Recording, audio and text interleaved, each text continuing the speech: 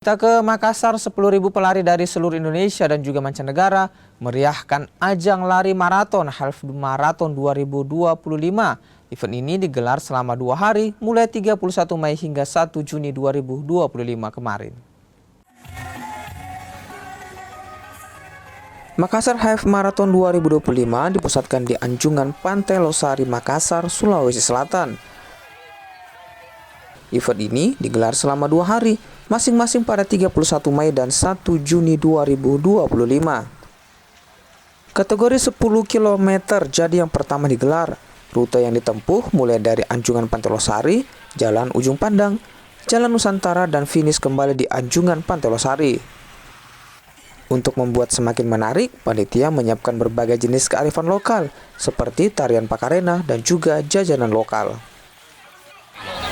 Kita berharap mudah-mudahan ini bisa menjadi event yang memberikan dampak dan manfaat baik untuk Kota Makassar, dan kami di Kota Makassar tentu akan menjadi tuan rumah yang baik, menerima semua teman-teman para runners yang datang, dan yang lebih penting untuk hadir mencicipi makanan yang enak di Kota Makassar.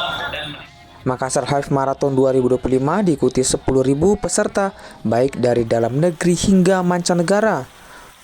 Untuk tahun ini, Makassar Half Marathon 2025 dibagi menjadi 2 kategori, yakni maraton 5 km, 10 km, dan 21 km. Rama Pratama, Kompas TV, Makassar, Sulawesi Selatan.